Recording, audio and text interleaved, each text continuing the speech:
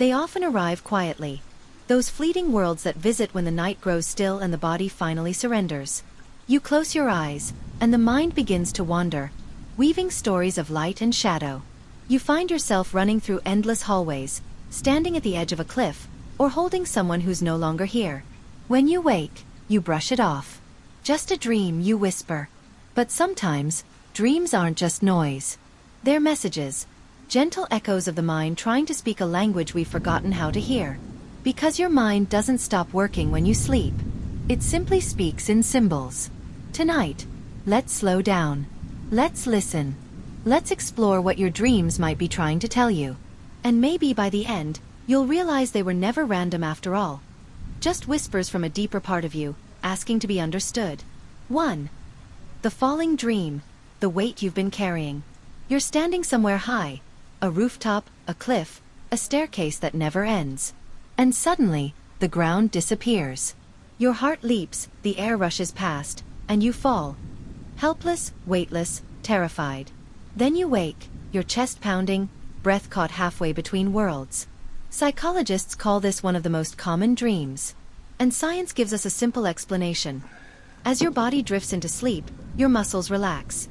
Your brain misinterprets it as danger and jolts you awake. But emotionally, it often runs deeper. Falling dreams appear when control begins to slip through your fingers.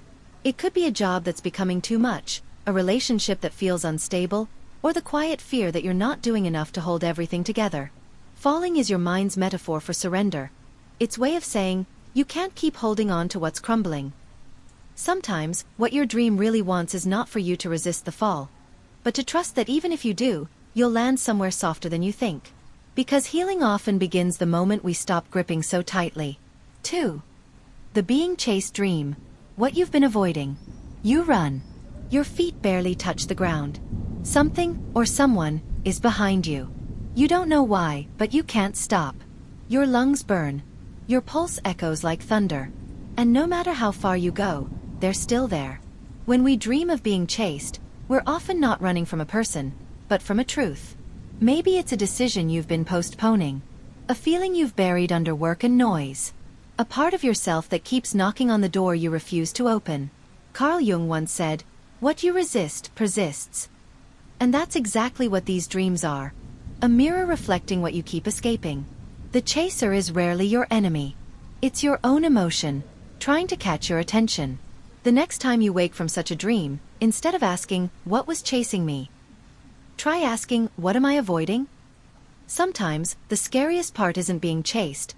It's turning around and facing what's been calling for your attention all along. 3. The losing teeth dream, the fear of losing control. You smile, you speak, and suddenly you feel it. Something loose. A tooth falls out. Then another. You look in the mirror, horrified, as your reflection shifts into something unfamiliar. This dream often leaves a residue, a sense of unease that lingers into the day. Psychologists link it to anxiety, insecurity, or fear of powerlessness. Teeth are how we bite, speak, and express. They're symbols of confidence, self-image, and the ability to face the world. When they crumble in dreams, it's the mind's way of expressing what the voice can't say aloud. I'm losing control. I don't feel strong enough. I'm afraid of what others see when they look at me. But here's something gentle to remember. Dreams don't appear to shame you. They appear to guide you. The moment you start tending to the parts of your life that feel fragile, your boundaries, your voice, your rest, you'll notice the dreams soften. Because when you start reclaiming your power in waking life, your subconscious no longer has to shout to be heard. 4. The being late dream, the pressure of expectations. You check the clock. You're late for class, late for work, late for something important, but you can't find your shoes, your bag, your way. Time is slipping like sand through your fingers. Being late in a dream is rarely about actual schedules. It's about the weight of expectations, yours or someone else's. It's that quiet panic of feeling like you're behind in life. Like everyone else is moving forward while you're stuck on pause. In psychology, this ties closely to performance anxiety and self-comparison. It's your brain's poetic way of revealing perfectionism, the pressure to constantly measure up. But what if being late isn't a failure at all? What if it's a reminder to slow down, to step out of the race. Maybe your dream isn't warning you of missing something. Maybe it's inviting you to realize you're not meant to arrive at the same time as everyone else. You're on your own clock. And it's okay to move at a pace that feels kind to your soul. 5. The flying dream, the longing for freedom. You spread your arms and gravity releases you. The ground grows smaller. The sky opens wide. For the first time you feel light, unbound, limitless. Flying dreams are often moments of emotional clarity. They appear when the spirit longs for expansion, when you're ready to rise above limitations, or when you've outgrown a chapter but haven't yet turned the page. From a neurological view, these dreams reflect activation in the vestibular system, the part of your brain that processes balance and motion. But emotionally, they symbolize liberation, the desire to break free from the invisible walls we build around ourselves. If you've had a flying dream recently, ask yourself, where in your life do you crave freedom? What rules have you been following that no longer feel true?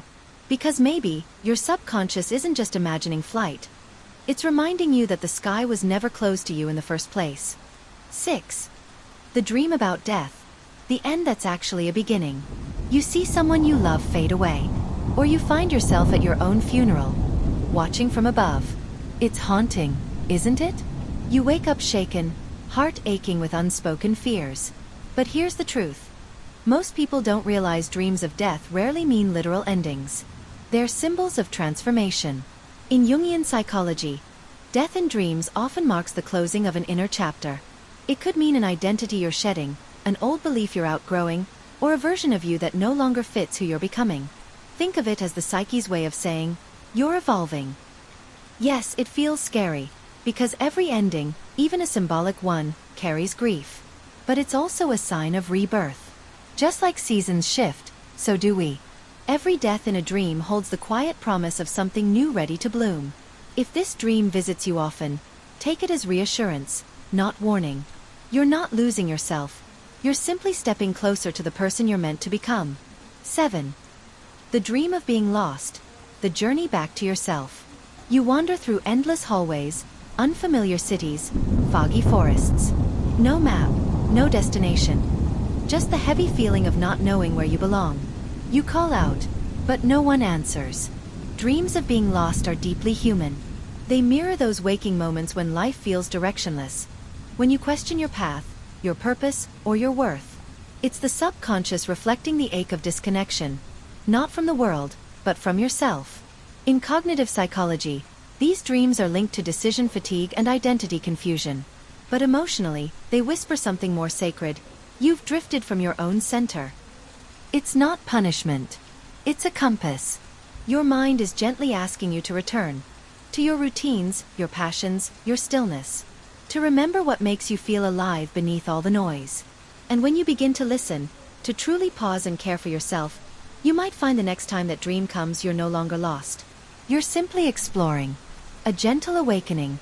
Listening to the language of the soul. Dreams are not predictions. They're reflections. They are the way your inner world processes what your waking self often ignores. They turn emotions into symbols, weaving stories that make sense not with logic, but with feeling. When you dream, your brain travels through the REM stage, rapid eye movement, where memory, emotion, and imagination blend. It's your psyche's nightly therapy session, where it files, heals, and rehearses what your heart can't yet say aloud. So the next time you wake from a dream, whether strange, beautiful, or frightening, don't rush to dismiss it. Sit with it. Ask, what part of me is speaking right now? Because sometimes, the messages are subtle. The fall that says, let go. The chase that says, face it. The loss that says, begin again. Dreams remind us that the mind is always trying to heal us, even when we don't understand its language. They are proof that, beneath the noise of daily life, something inside you is still reaching for balance, meaning, peace. And maybe that's the quiet beauty of it all. Even in your sleep, you're trying to come home to yourself. Imagine this. You're standing before a mirror in a softly lit room. Golden light spills across your reflection. Your eyes are gentle, calm, curious. For once, the reflection doesn't judge. It simply looks back, understanding. And in that still moment, you realize, every dream was never about predicting your future. It was about helping you see your present more clearly. So the next time you drift into sleep, don't fight the dreams that come. Let them speak. They are not haunting you, they're guiding you.